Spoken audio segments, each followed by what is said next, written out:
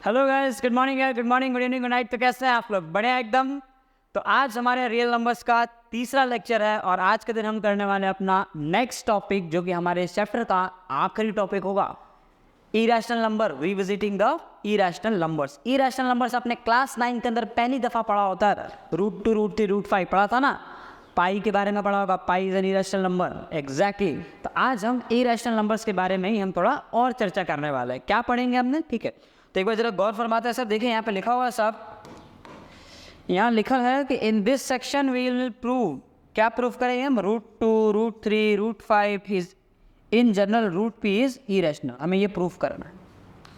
Root 2 irrational है, ये बात हम जानते हैं सब हैं। अब प्रूफ करके बताओ, साबित करो ना कि कैसे इरेशनल है। यही काम हमें करना है। समझ आया? हमें प्रूफ करना है कि रूट 2, रूट 3, रूट 5 जो है वो इरेशनल होगा। क्लियर? चलो नेक्स्ट अपन स्टार्ट करते हैं ना। लेट्स स्टार्ट प्रूविंग, है ना।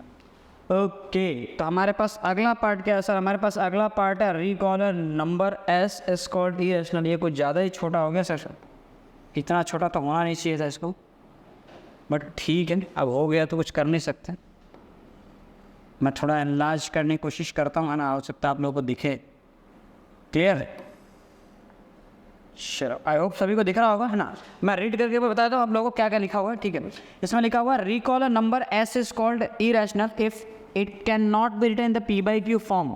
इनका ये कहना है कि एक इरेशनल नंबर क्या होता है जिसको अगर आप किसी नंबर को पी बाई क्यू फॉर्म में नहीं लिख पा रहे, p by q form can't be written, है ना, can't be written in p by q form. ऐसे नंबर जिनको आप पी बाई क्यू फॉर्म में नहीं लिख पा रहे हैं, उन नंबर को हम इरेशनल नंबर कहते हैं, है ना। अच्छा, आपको ये बात ध्यान होगा ना, एग्जाम्पल में दिए हुए हैं रूट 2 हो गया, रूट 3 हो गया, है ना, रूट 5 ले लिया आप, है ना। या फिर पाई के बारे में बात करें, पाई एक इरेशनल नंबर है। अंडर रूट 2 अपॉन में अंडर रूट 3 ले लिया आपने। ये सारे के सारे इरेशनल नंबर का एग्जाम्पल है। डेसिमल्स में अगर बात करो तो मान लो 0 पॉइंट आपने ले लिया 1 0, है ना, फिर 1 1 0, फिर 1 1 1 0, 1 1 1 1 0 एंड सो ऑन। तो इस टाइप के सभी नंबर्स को हम इरेशनल नंबर के नाम से जानते हैं। आज तक हमने इनको इरेशनल नंबर से पढ़ा हुआ, हम जानते हैं यहाँ तक। Clear? Before we prove that root 2 is irrational, है ना, रूट 2 इरेशनल, इस चीज़ को प्रूव करने से पहले we need the following theorem. हमें एक थियरम की जरूरत पड़ेगी, है ना। रूट 2 को इरेशनल प्रूफ करने के लिए हमें एक थियरम की ज़रूरत पड़ती है। और सबसे पहले हम क्या करेंगे, उस थियरम का ही हम प्रूफ देखेंगे। वो थियरम किस पे बेस्ड है? वो theorem fundamental theorem of arithmetic, जो आपने इसके पहले टॉपिक कवर किया ना 1.1 वाला, तो उसी टॉपिक से रिलेटेड है ये। उसी टॉपिक से वो जो है थियरम आपका प्रूव होगा और उस थियरम से रूट 2 जो है वो प्रूव होगा। समझ आ गया? तो रूट 2 को इरेशनल प्रूफ करना है हमें, और इरेशनल प्रूफ करने से पहले हमें एक थियरम पढ़ना होगा। तो let's start with that theorem. चलिए, तो क्या हमारे पास थियरम है ना? हमारा थियरम ये है कि let p be a prime number if p divides a square then p divides a where a is a positive integer, है ना। पढ़ तो दिया मैंने, अब बताओ क्या हुआ इसका मतलब। देखो, इसमें लिखा हुआ है कि अगर पी एक प्राइम नंबर है ना, if p divides a square, और पी जो है ए स्क्वायर को डिवाइड कर रहा है ना, तो आपको प्रूफ कीजिए कि देन पी डिवाइड्स ए। क्लियर? तो कैसे करेंगे इसको, आइए शुरू करते हैं। सो यहाँ पे लिया हमें ऐसे लिखना होगा। इस चीज़ को मैं आपको सरल भाषा में समझा दूँ एक बार पहले के लिए। सवाल में ऐसा लिखा हुआ है कि इफ कहाँ आ गए हम तो यहाँ आ गए, हमें वापस यहाँ आना चाहिए। हमें लिखना है यहाँ पे इफ ए स्क्वायर, है ना, a square is divisible by p, a square is divisible by p, then a is divisible by p. ये हमें प्रूफ करना है। यही तो लिखा है कि P एक प्राइम नंबर है और P डिवाइड्स ए स्क्वायर। अगर P जो है ए स्क्वायर को डिवाइड कर रहा है, इसका मतलब ए स्क्वायर P से डिवाइड हो रहा है। तो अगर ए स्क्वायर P से डिवाइड हो रहा है तो आप प्रूफ कीजिए कि P जो है ना, वो A को भी डिवाइड कर रहा है, मतलब है ना, A is divisible by P। ये भी प्रूफ करना है ना।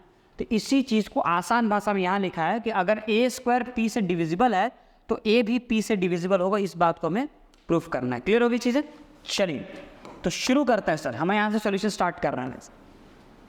तो हमने लिखा let a be a composite number.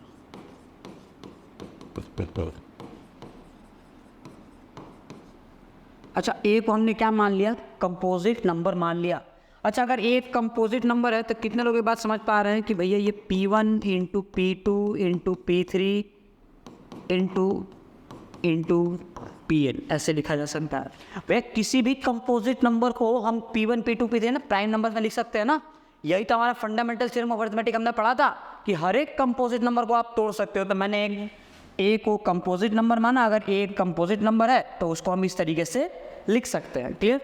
Next part, अगर ए ऐसा है तो जो ए का स्क्वायर होगा, अब ए के स्क्वायर का मतलब क्या हुआ कि ए इंटू एन, तो जो ए का स्क्वायर आएगा वो क्या हुआ? P1 into P2 into P3 into Pn, यहाँ पे लिख दिया आपको Pn तक, और यही 2 बार मल्टीप्लाई हो जाएगा।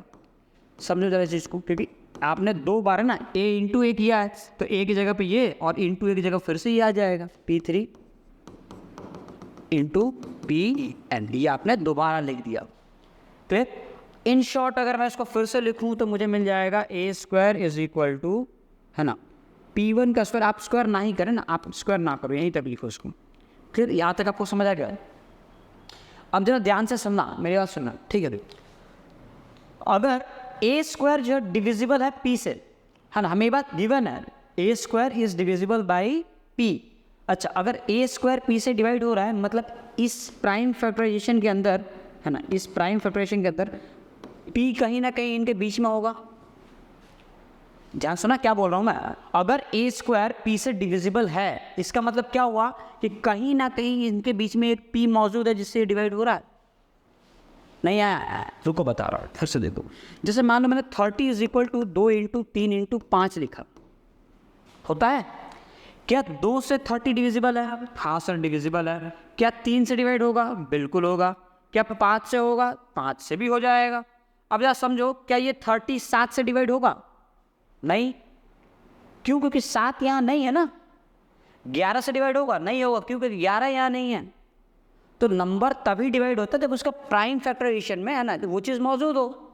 अगर 2 3 5 है तभी ये 2 से डिवाइड होगा, 3 है तो ही 3 से डिवाइड होगा, 5 है तो ही 5 से डिवाइड होगा। अदरवाइज आप सोचो यहाँ पे अगर मैं 19 से 30 को डिवाइड करने की कोशिश करूँ तो वो कभी डिवाइड नहीं होगा। हाँ देखो 57 लिया हमने, 57 को लिखा हमने, 19 3 होता है 57। अब देखो 3 से डिवाइड होगा, ये 19 से भी डिवाइड होगा। इसके प्राइम फैक्टराइजेशन में यहाँ पे 2 नहीं है। अब तुम कोशिश करोगे कि मैं 2 से डिवाइड कर दूँ, कैसे होगा? नहीं होगा ना।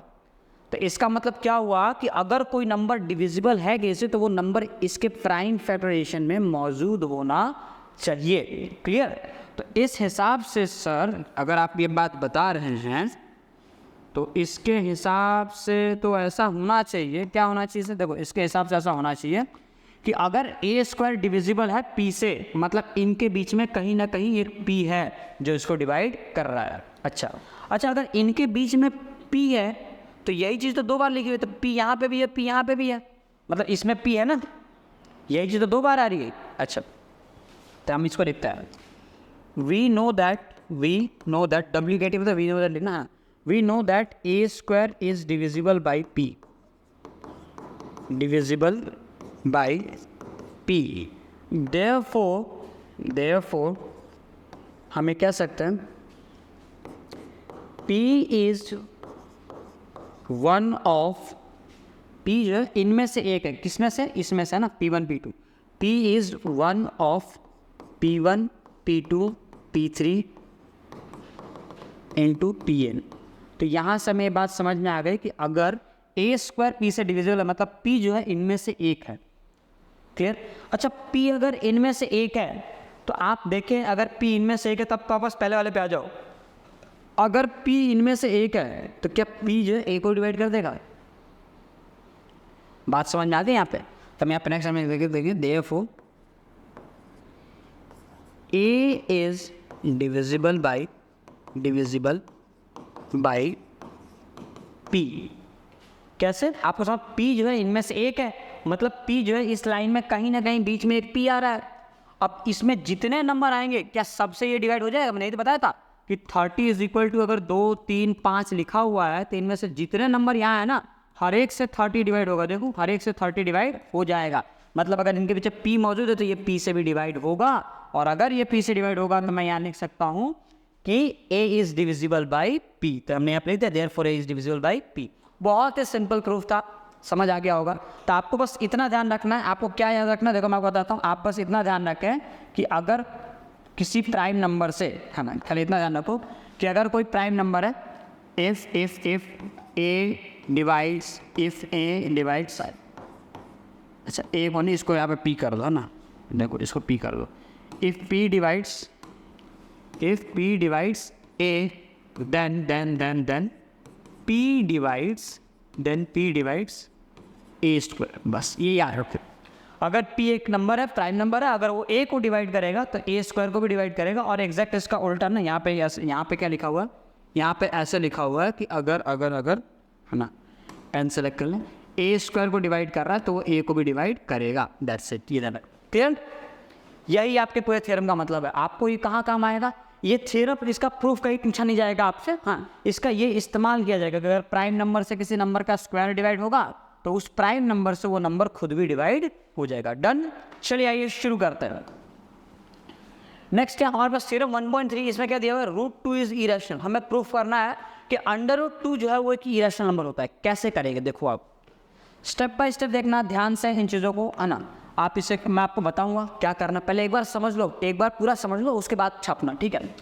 देखो √2 इज इरेशनल, तो इससे हम जो प्रूफ करेंगे, है ना, इसे प्रूफ करने का जो हमारा तरीका होगा, बड़ा कैजुअल तरीका होगा। इसे हम प्रूफ करेंगे बाय मेथड ऑफ कॉन्ट्राडिक्शन।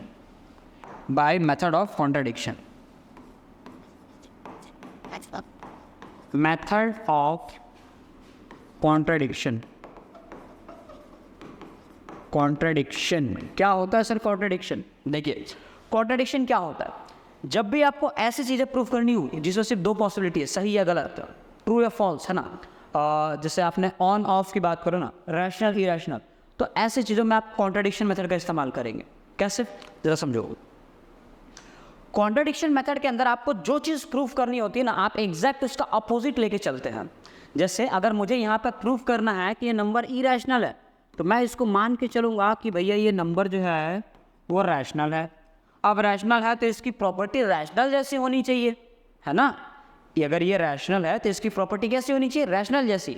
अब मैं इसको रैशनल मान के चलूँगा तो मैं इससे उम्मीद, है ना, जो मेरी एक्सपेक्टेशन होगी वो सारे रैशनल नंबर वाली होगी।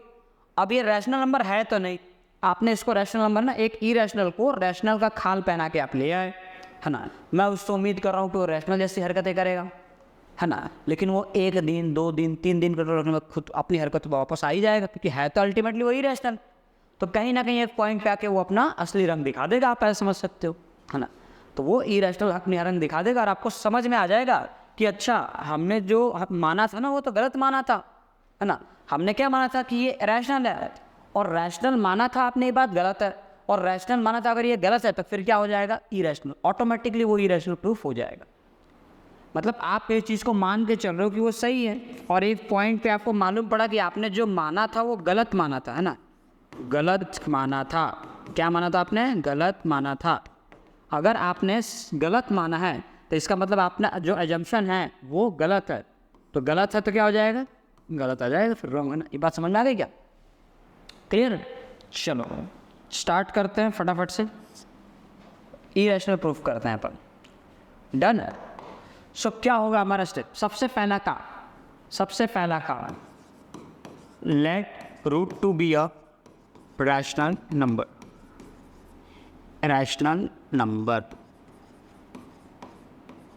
डन। √2 को इरेशनल प्रूफ करने के लिए सबसे पहले मैंने क्या किया, उसे रैशनल मान लिया। इसका मतलब क्या हुआ कि सर अगर ये रैशनल है, इट मीन्स कि √2 जो है उसे आप P/Q के फॉर्म में लिख सकते हैं ना, क्योंकि ये तो रैशनल है ना सर, ठीक है। और आपको यहाँ पे देखो, अब दूसरी बात, है ना, P और Q है तो इंटीजर नंबर ही है ना, P और Q। अच्छा मुझे बताओ क्या 6/9 है ना, क्या ये इनका सिंपलेस्ट फॉर्म है? नहीं, आप काटोगे तो ये 2/3 भी लिख सकते हैं। क्या ये इनका सिंपलेस्ट फॉर्म है? हाँ, ये इनका सिंपलेस्ट फॉर्म है ना। ये आगे आप और नहीं काट सकते। तो इसमें और इसमें फ़र्क क्या है, देखो इसमें फ़र्क ये है कि ये 3 है ना, इनके बीच में जो है ना कुछ कॉमन फैक्टर है। क्या कॉमन फैक्टर है, 3 के टेबल से दोनों कट रहे हैं। क्या इनके बीच में कुछ कॉमन फैक्टर है? इनका HCF देखो 1 है, हाईएस्ट कॉमन फैक्टर 1 है, ये कट नहीं रहा आपस में।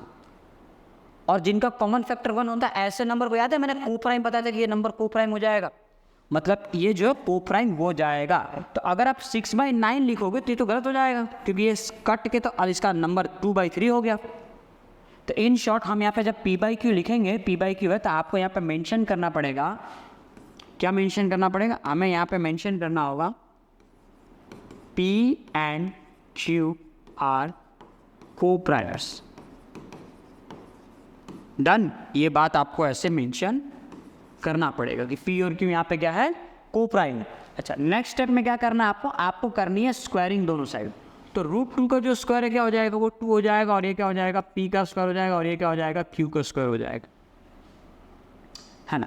अब एक काम करो ना, स्क्वायरिंग पहले ना करें आप ना, थोड़ा बहुत कंफ्यूज ना हो, पैसों क्रॉस मल्टीप्लाई कर देता है। तो ये क्या हो जाएगा आपका? ये हो जाएगा √2 × Q = P। क्लियर? अब इसको नेक्स्ट स्टेप में आप स्क्वायरिंग कर देते हो, √2 का स्क्वायर 2 हो जाएगा, Q का स्क्वायर Q स्क्वायर आ जाएगा, और P का स्क्वायर हो जाएगा P स्क्वायर आ जाएगा। क्या करा हमने यहाँ पे किया स्क्वायरिंग बोथ साइड्स। आप पूरा लिखना, SBS मतलब क्या हुआ? स्क्वायरिंग बोथ साइड्स, दोनों साइड स्क्वायर कर दिया हमने। अब अगर ध्यान से देखो तो मैंने अभी फिर से ये बात बताई थी कि भैया अगर 30 = 2 × 3 × 5 लिखा है, इसका मतलब 2 से डिवाइड होगा, 3 से डिवाइड हो जाएगा, 5 से भी डिवाइड हो जाएगा सर, बिल्कुल होगा। समझ आ रही बात? 2, 3, 5 सबसे डिवाइड हो जाएगा। इसका मतलब सर ये है कि अगर किसी नंबर में समथिंग = समथिंग समथिंग लिखा है, इसका मतलब कि ये 2 से भी डिवाइड हो रहा है, ये Q स्क्वायर से भी डिवाइड होगा। बात समझ में आ रही है क्या? तो मुझे Q स्क्वायर क्या है ये तो मुझे नहीं पता, लेकिन मुझे 2 को तो मैं जानता हूँ, 2 तो अपने घर का आदमी है। तो हम यहाँ पे लिख पाएंगे क्या लिख पाएंगे? Hair P² is divisible by 2 लिख सकते हैं। P² इज डिविजिबल, बहुत लंबा हो जाएगा, एक काम करो ये मत लिखो, P² इज डिविजिबल बाई 2, या तो here 2 divides P², 2 divides P², आसान है, दोनों का मतलब सेम हो गया ना। P² इज डिविजिबल बाई 2 या फिर 2 डिवाइड्स P² सेम है, तो 2 डिवाइड्स P²। अब थियरम के हिसाब से अगर 2 एक प्राइम नंबर है ना, और ये P² को डिवाइड कर रहा है, तो देयरफॉर हम ये बात कह सकते हैं कि 2 डिवाइड्स P ऑल्सो, है ना। 2 अगर P² को डिवाइड करेगा तो 2 जो है वो P को भी डिवाइड करेगा। अब इसका मतलब क्या है कि P जो है ना वो 2 से डिवाइड हो रहा है ना, मतलब P 2 का मल्टीपल है ना। अब 2 का टेबल ही तो डिवाइड होगा, बात समझ आ रही है कि 2 का टेबल ही तो 2 से डिवाइड होगा, 2 का मल्टीपल होना चाहिए, इवन नंबर होना चाहिए। तो नेक्स्ट स्टेप में क्या करना है? लेट ऐसे लिखे, नाउ लेट P = 2m। हमने P को क्या मान लिया? 2m मान दिया। और अब इसकी वैल्यू को उठा के इस वाले लाइन में, इसकी वैल्यू को उठा के इस वाले लाइन में हमें रख देनी है। डन। इस लाइन में हम इसकी वैल्यू रख देंगे। देखो जब इस लाइन में आप वैल्यू रखोगे तो क्या हो जाएगा? 2Q का स्क्वायर = P की जगह पे मैं रख दूंगा 2m, और इसका कर दूंगा स्क्वायर। देखो 2Q² = हो जाएगा 4m²। ये 2 से ध्यान रखना, ये 2 से 4 कट के यहाँ पे 2 आ जाएगा। डन। 2 से 4 कट के 2 आ गया, तो क्या मिला? Q² = 2m²। सेम वही सिचुएशन आ गई। कौन सी सिचुएशन आ गई सर? सेम, अगर आप ध्यान से ऑब्जर्व करो तो ये सेम वही सिचुएशन है यहाँ वाली, ठीक है। ये सेम वही सिचुएशन। कैसे वही सिचुएशन है? इस सिचुएशन में क्या था आपने समझा ना कि P² के = में अगर समथिंग है, मतलब ये समथिंग जो इसको डिवाइड करेगा। तो यहाँ अगर Q² के = में समथिंग है तो ये समथिंग इसको भी तो डिवाइड करेगा। बात समझ में आई कि नहीं आई? तो यहाँ से हम लिख सकते हैं, यहाँ पे हम क्या लिख पाएंगे, है ना, कि 2 जो है वो डिवाइड कर रहा है Q² को। 2 जो है किसको डिवाइड कर रहा है? Q² को डिवाइड कर रहा है। चलो, तो अब इस चीज़ को अपन समझते हैं, है ना। तो यहाँ पे हमने एक लाइन बना ली, है ना, एक बहुत अच्छी सी लाइन बना दी हमने। चलो नेक्स्ट पार्ट देखते हैं। अब आगे आपको क्या लिखना है? हमें यहाँ पे लिखना है ना, 2 डिवाइड्स, है ना, यहाँ पे लिखना है हियर 2 डिवाइड्स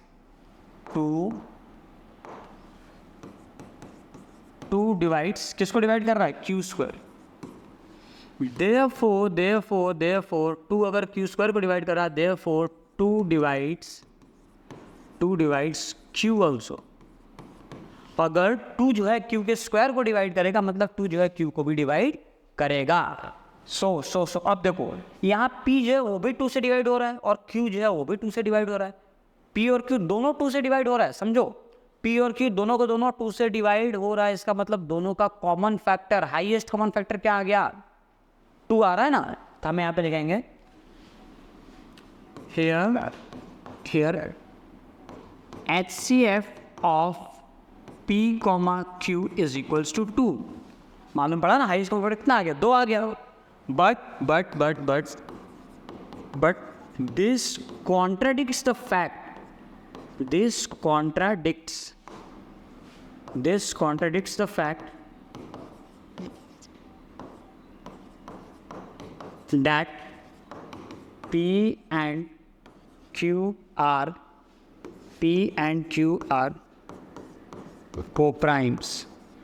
आपने जो लिखा था ना यहाँ पे p और q को-प्राइम है, तो को-प्राइम का मतलब क्या हुआ कि उनके बीच में कुछ कॉमन फैक्टर ना हो। आप तो मान के चल रहे थे कि p और q को-प्राइम है, उनके बीच में कुछ कॉमन नहीं है, बट यहाँ पे आपको दिख रहा है कि इनका हाईएस्ट कॉमन फैक्टर 2 है। तो ये कैसे मुमकिन है? तो ये इस फैक्ट को कॉन्ट्राडिक्ट कर रहा है ना। अगर HCF 2 है तो इस फैक्ट को कॉन्ट्राडिक्ट कर रहा है, ठीक है। तो नेक्स्ट लाइन हमारी क्या होगी, है ना? नेक्स्ट लाइन आपको याद रखना है ना, याद रखना same to same. This contradiction has arisen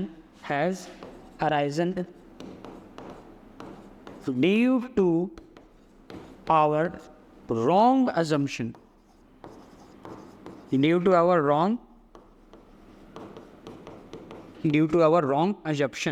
और हमारा assumption क्या था कि √2 रैशनल है, और √2 रैशनल अगर ये बात गलत है therefore हम क्या लिखेंगे? अगर √2 रैशनल वाली बात गलत है therefore √2 is irrational, hence proof। आपका काम जो है यहाँ पे ख़त्म होता है। अब आपको यहाँ पे बड़े ही खुशी से आपको लिख देना है यहाँ पे hence proof, काम ख़त्म आपका। इस चीज़ को देख लें, ढंग से देखें, स्क्रीनशॉट ले लें, समझ लें, एक बार इसको पूरा का पूरा वीडियो रिवाइंड करके दोबारा ज़रूर देखना, ठीक है। पूरा का पूरा एक्सप्लेनेशन एक बार दोबारा समझें, नोटबुक में एक बार लिखें, है ना। वीडियो ख़त्म करने के बाद कोशिश करना कि एक बार आप फिर से लिखो, इसको कम से कम 3 बार आप इस चीज़ को लिखें, है ना, 2 से 3 बार। आपको ये एग्ज़ाम में आएगा ही आएगा, है ना। ऐसे क्वेश्चन √2 को इरेशनल प्रूफ करना, √3 को, √5 को इरेशनल प्रूफ करने वाले क्वेश्चन आते ही आते हैं, ऑलमोस्ट हर साल आते हैं। तो बहुत बहुत बहुत इंपॉर्टेंट है, आपको इसको याद कर लेना, है ना। एग्जैक्टली आपको सेम टू सेम आपको इसको याद कर लेना, समझ लेना, ठीक है। समझिए, चलिए। अच्छा, ये याद करने क्यों बोल रहा हूँ मैं सर? ये तो मैथ्स है ना, मैथ्स याद किया जाता है क्या? नहीं, याद करने के लिए इसलिए बोला जा रहा है क्योंकि ये जो प्रूफ दैट है ना। अब प्रूफ के अंदर भी प्रूफ दैट याद नहीं किए जाते। बात ये ना कि इसके अंदर प्रॉपर आपको एक मेथड ध्यान रखना है। इरेशनल प्रूफ करने का तरीका ये होता है, तो आपको तरीका याद करना कि आप इस तरीके से प्रूफ किया जाता है। क्लियर है, ठीक है ना, क्योंकि नंबर तो चेंज होते रहेंगे। चलिए अगला सवाल देखते हैं, क्या दिया हुआ? Proof that √3 is irrational. √3 को इरेशनल प्रूफ करना है, नंबर बदल गया। देखो क्या करना है, फिर से एक बार आप स्टार्ट करेंगे। कोशिश करना कि आप मेरे साथ जो है इन चीज़ों को समझ पाएँ, ठीक है सर। तो सबसे पहले हमारा काम क्या होगा? लेट हमने सबसे पहले किया let √3 be a rational number. बिना किसी गलती के हमने √3 को क्या मान लिया? रैशनल नंबर मान लिया। तो भैया अगर √3 रैशनल है, इसका मतलब कि √3 जो है वो p/q के इक्वल होगा। बिल्कुल सही है सर। तो हमें यहाँ पे ये भी लिखना पड़ेगा सर कि P एंड Q आर को प्राइम्स। तो लिखना पड़ेगा, लिख दो P एंड Q आर को प्राइम है, को प्राइम्स लिख दिए। तो नेक्स्ट स्टेप में अगर मैं क्रॉस मल्टीप्लाई करूँगा तो ये मुझे जो है √3Q is equal to P देगा। अगले स्टेप में अगर आप इससे स्क्वायरिंग कर देंगे तो आपको मिल जाएगा ये SBS। स्क्वायरिंग किया, कैसे किया? √3 का स्क्वायर 3, Q का स्क्वायर Q² और P का स्क्वायर P² आ गया। डन। अब फिर से वही फिनोमेना आपको एग्जैक्ट वही बात ध्यान में रखनी है कि अगर something is equal to something का मतलब ये इससे डिवाइड होगा, इससे भी डिवाइड होगा। तो हमें ये बात समझ में आ रही है कि भैया P² जो है वो 3 से तो डिवाइड हो रहा है, P² 3 से डिवाइड हो रहा है। इसका मतलब क्या कह सकते हैं? तो आपको यहाँ लिखना पड़ेगा कि हियर 3 डिवाइड्स 3 किसको डिवाइड कर रहा है सर? तो हियर 3 डिवाइड्स P²। इसका मतलब क्या हुआ कि 3 डिवाइड्स P ऑल्सो। अगर 3p² को डिवाइड कर रहा है इसका मतलब 3 जो है वो p को भी डिवाइड करेगा। क्लियर? सो नेक्स्ट लाइन में आप क्या लिखना है आपको, now let p is equal to 3m। क्यों ऐसा? कि अगर p जो है 3 से डिविजिबल है, मतलब p जो है 3 का मल्टीपल है, इसलिए हमने उसे 3m मान लिया। अब इसके बाद मैंने आपको बताया था, अगर याद हो तो मैंने आपको कहा था कि इसके बाद आपको क्या करना है, इसको इस वाले स्टेप के अंदर p की वैल्यू रख देनी है। तो यहाँ पे क्या आ जाएगा, 3q² is equal to p की जगह आ जाएगा 3m और उसका हो जाएगा square. So 3q² is equal to 9m², 3 से ये कट के आ जाएगा यहाँ पे 3। So q² is equal to 3m² आ जाएगा। अब अगेन सेम वही बात, कौन सी बात, सेम यही बात। देखो ये चीज़ वापस से इससे मैच करेगी। देखो सेम वही सिचुएशन आ गई, यहाँ पे 3 डिवाइड कर रहा था q² को, है ना, हमें दिख रहा था, तो सेम चीज़ यहाँ पे भी हो रही है। 3 डिवाइड करेगा किसको, q²। 3 किसको डिवाइड करेगा, q² को डिवाइड करेगा। मतलब आपको अगेन हम यहाँ पे लेंगे एक लाइन, ठीक है, हमने एक लाइन ले ली, तो एक लाइन ड्रॉ कर लेते हैं ऐसे। तो चलो एक लाइन ले ली हमने। अब इस लाइन के बाद हमें क्या लिखना है, हमें यहाँ पे दिख रहा है हियर, हम लिखते जाएंगे यहाँ पे हियर 3 डिवाइड्स, 3 किसको डिवाइड कर रहा है, 3 divides q²। Therefore 3 divides q also. 3 जो है q को भी डिवाइड करेगा, 3 जो है q को भी डिवाइड करेगा। अच्छा हियर, अच्छा अगर ये 3 जो है q को भी डिवाइड करेगा तो इसका मतलब क्या समझ में आ रहा है हमें कि p भी 3 से डिवाइड हो रहा है और q भी 3 से डिवाइड हो रहा है। तो इसका मतलब हम क्या कह सकते हैं, है ना, देयरफॉर, है ना, आप ये लिख सकते हो देयरफॉर दोनों का HCF जो है, HCF कितना है, हाईएस्ट फॉर्म फैक्टर 3 ना, p भी 3 से डिवाइड हो रहा है, q भी 3 से डिवाइड हो रहा है, मतलब दोनों के बीच में कॉमन क्या है, 3। Here HCF of p, q is equal to 3। But this contradicts the fact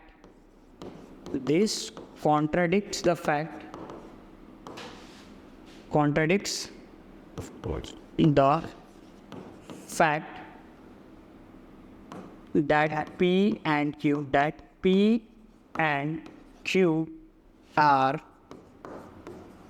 co-primes. This contradicts the fact that P and Q are co-prime.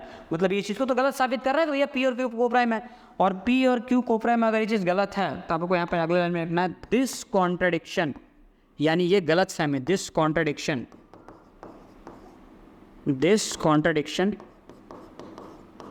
has arisen due to our wrong assumption।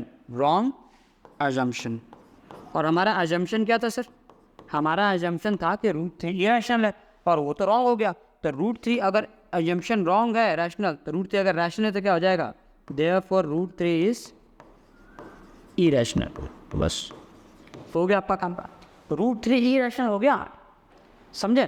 चलो next start करते हैं, समझ आ गया। वैसे की point ना, ये चीज़ बड़ा ध्यान रखना, बड़ा इंपॉर्टेंट पॉइंट है, ये बहुत इंपॉर्टेंट पॉइंट है।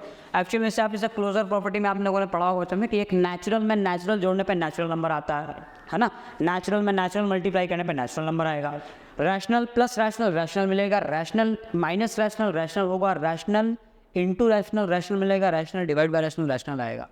ठीक है, ये बात आपने पढ़ा था, जीरो को छोड़ के ना, जीरो पे चीज़ें गलत साबित हो जाती है, ध्यान रखना, ठीक है। तो वही चीज़ यहाँ पे आपको समझाया गया पर रैशनल और इरेशनल के बारे में आपको ध्यान रखना है कि यदि एक रैशनल में इरेशनल, यहाँ पे आर मतलब रैशनल बता रहा हूँ और आई मतलब इरेशनल, तो एक रैशनल में अगर आप इरेशनल जोड़ोगे तो आपका आंसर इरेशनल आएगा। अगर आप रैशनल माइनस इरेशनल करोगे तब भी आपका जो नंबर बनेगा वो क्या कहेंगे, इरेशनल, ठीक है। और यदि रैशनल इंटू इरेशनल कर रहे हैं आप तब भी क्या आएगा, वो इरेशनल। और रैशनल डिवाइड बाई इरेशनल करेंगे तब भी आपका आंसर क्या आएगा, इरेशनल। अब इन दोनों कंडीशंस में ध्यान रखना, एक्सेप्ट जीरो, है ना। इस चीज़ पे क्वेश्चन भी पूछा जाता है, हाँ, कैसा क्वेश्चन पूछा जाता है, देखो मैं क्वेश्चन दिखा देता हूँ। क्वेश्चन जो है ये पूछ सकता है आपसे, product of a rational number, अच्छा, product of any rational number, any irrational number,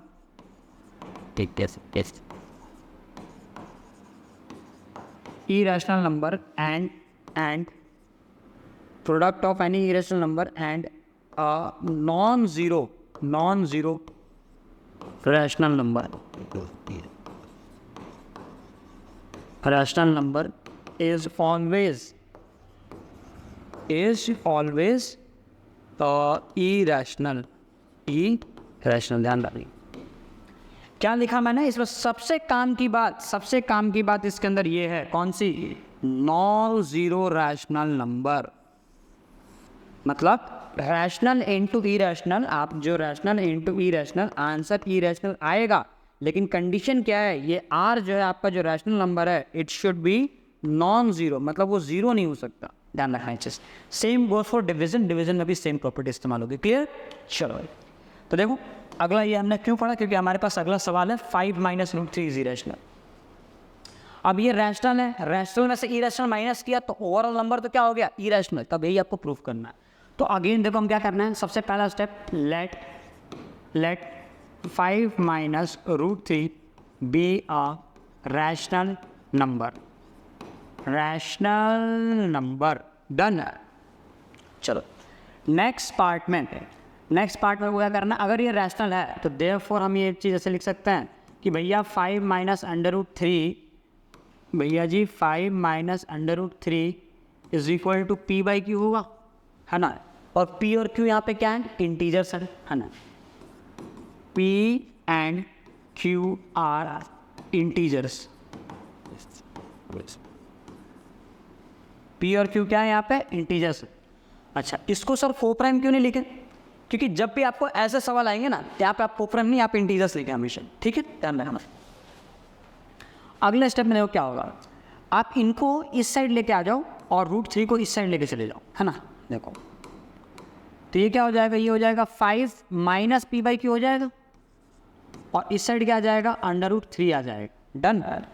अब जब आप इसका एलसीएम लेंगे तो ये हो जाएगा आपका 5q minus p divide by q is equal to root 3।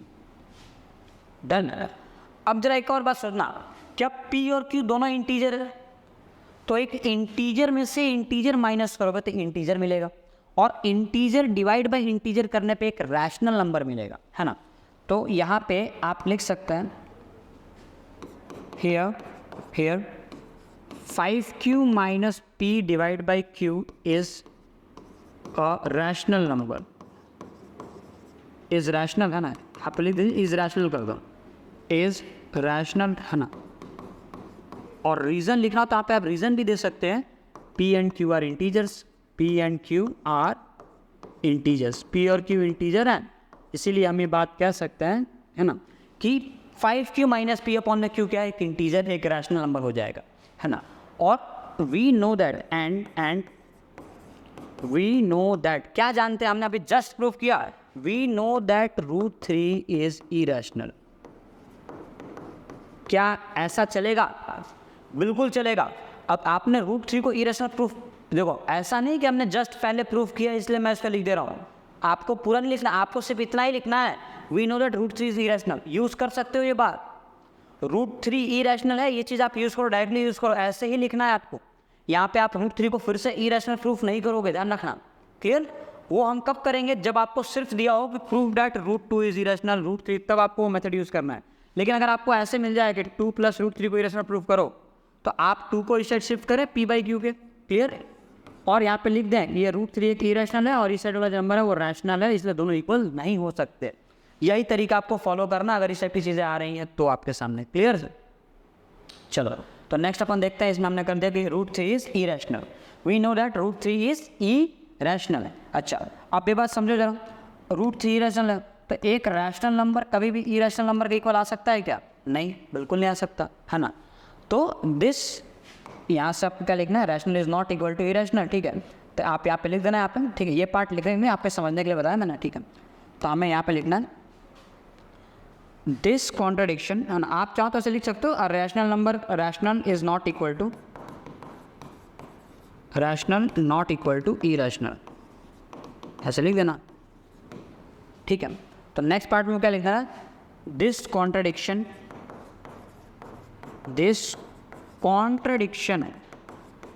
Has arisen due to our wrong assumption.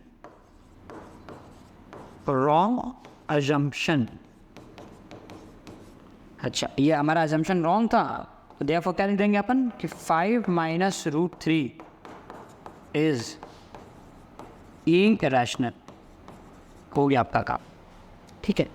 अच्छा सर, मान लो कि है ना, ये आपको इस तरह से आपने लिख दिया है ना, हमेशा आपको यहाँ तक लाना, we know that root 3 root 2 is irrational करके आपको आगे इसे लिख देनी है। अगर ये सवाल से देखो ये कैसे करना है, ठीक है, ये डिपेंड करता है सवाल की लेंथ पे, है ना, सवाल की लेंथ पे ये बात डिपेंड करती है ना। अब रूट 3 मान लो ये सवाल 2 नंबर का पूछा हुआ है, अब इससे ज़्यादा आप क्या लिखोगे? अब मान लो रूट 3 को तुम इरेशनल प्रूफ कर रहे हो फिर से, तो 1-2 पेज और बढ़ जाएगा आपका, 1 पेज पूरा ना। तो ये डिपेंड करता है कि क्वेश्चन कितने मार्क्स के लिए पूछा गया ना। जैसे मान लो कि अगर आपको समझाओ ये चीज़ है ना, सवाल आपसे ये पूछा गया ना कि हाँ राम कौन थे, रामायण देखिए सबने, राम कौन थे, तो आप बोलोगे ना कि हाँ ठीक है, Ram was the king of Ayodhya ना, आप ऐसे बता सकते हो। 1 मार्क्स से सवाल आया। मान लो सवाल 2 मार्क्स में आया है कि राम कौन थे, तो क्या लिखोगे आप, है ना, राम इज सन, है ना, कि राम जो है दशरथ, महाराज दशरथ के सन, इनके सुपुत्र थे और अयोध्या के वो राजा थे। आप इतनी बातें लिख सकते हो, ठीक है। अब मान लो यही सवाल आपसे 5 नंबर में आए, तो फिर तो आपको ऐसे स्टार्ट करना पड़ेगा, once upon a time there was a king, है ना, आप ऐसे स्टार्ट करना पड़ेगा। तो डिपेंड सब किस पे करता है, आपके मार्क्स पे। अगर चीज़ें 1 मार्क्स से लिए तो आप 1 मार्क्स के अकॉर्डिंग लिखें, 2 मार्क्स का तो 2 मार्क्स के अकॉर्डिंग लिखो, और 3 मार्क्स का 3 मार्क्स के अकॉर्डिंग लिखो। समझ आ गया है? तो 2 मार्क्स के लिए आप इतना लिखें। हाँ, अगर वो 3 मार्क्स के लिए पूछ दिया जाता है ना, तो उस केस में अगर आपके टीचर्स आपको जैसे गाइड कर रहा है, अगर आपको बताया जा रहा है ना 3 मार्क्स के लिए अगर पूछे, आप 4 मार्क्स के लिए पूछ लिया जाएगा, पूछते तो है नहीं, है ना। 4 मार्क्स के लिए तब आप उसको दोबारा आप इसे रूट 3 को इरेशनल प्रूफ कर सकते हो, है ना। लेकिन अगर 3 मार्क्स तक के लिए आ रहा है तो 3 मार्क्स तक के लिए आप इसको यहाँ तक लिख के ख़त्म कर दीजिएगा। क्लियर? चलो आगे बढ़ते हैं अपन।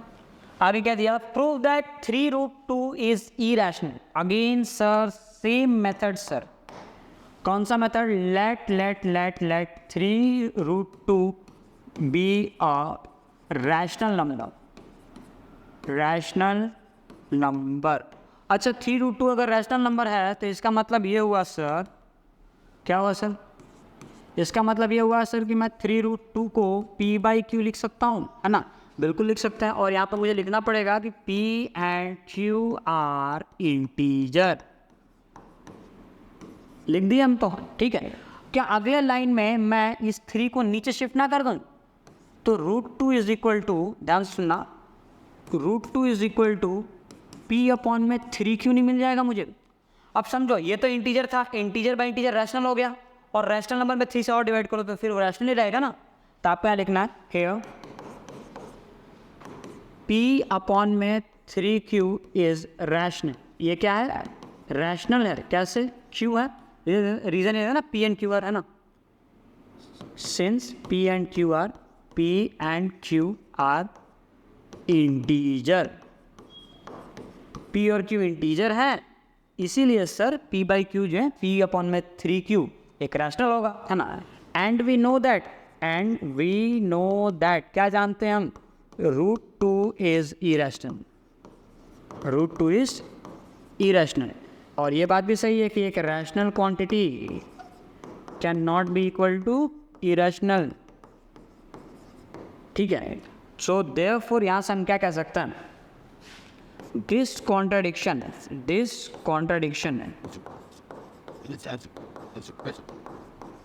has arisen due to our wrong assumption,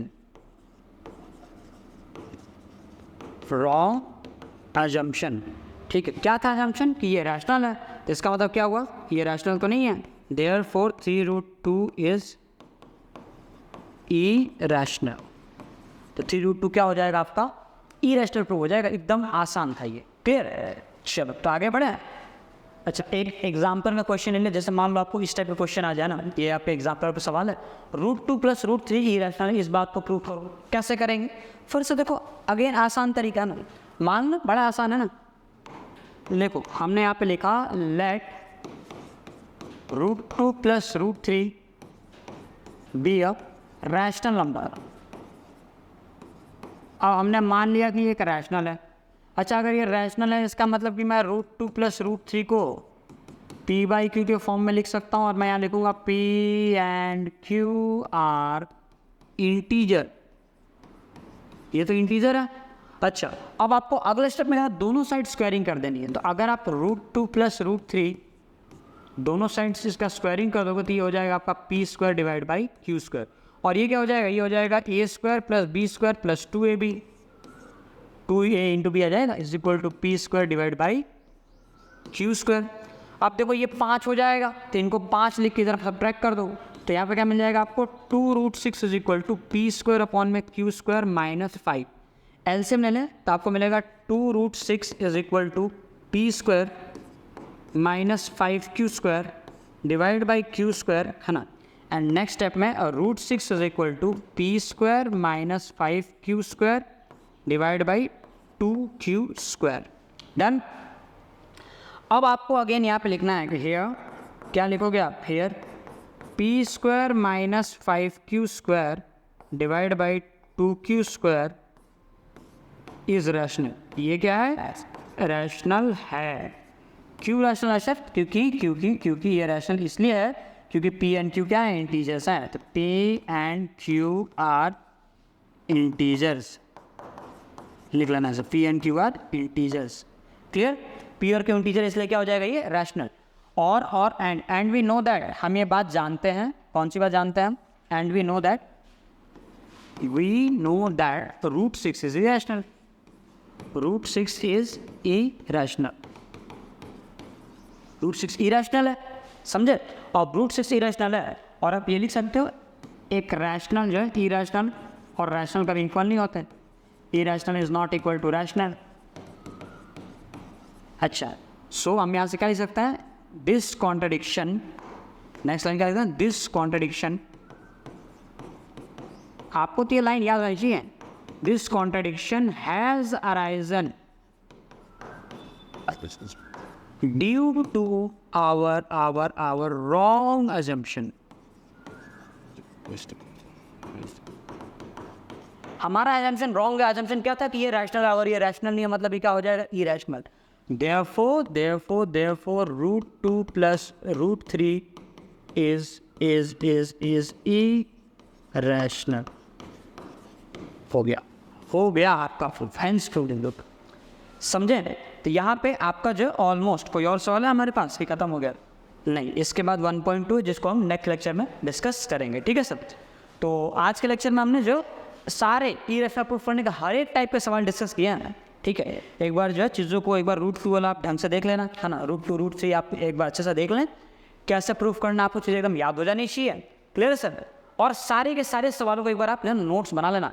इसके नोट्स आपको, हालांकि मैंने जैसे आपको बताया कि टेलीग्राम के ग्रुप में आपको इसके PDF नोट्स अवेलेबल रहेंगे, तो आप टेलीग्राम के ग्रुप है ना, डिस्क्रिप्शन में लिंक होगा, आप वहाँ से ज्वाइन कर सकते हो, वहाँ से आपको जो PDF मिल जाएगा। Clear. But still I will suggest you कि आपको खुद से नोट्स बनाना चाहिए, क्योंकि हैंडमेड है ना, सेल्फ मेड नोट्स सबसे बेस्ट होते हैं, आपके रिवीजन में बहुत हेल्प करेंगे। तो नोट्स आप खुद से ही बनाएं, ठीक है। अगर आप बना सकते हैं तो ना, बिल्कुल आपको बनाना चाहिए खुद से, ठीक है सर। चलिए फिर अच्छे से पढ़ाई करें, ऑल द बेस्ट सभी को। और नेक्स्ट लेक्चर से पहले ट्राई करें कि 1.2 आप खुद से सॉल्व हो जाए, ठीक है। अगर आप कर पाते तो बहुत अच्छी बात है, नहीं कर पाते तो सोल्यूशन हम देखेंगे ना। चलिए फिर, है ना, बाय।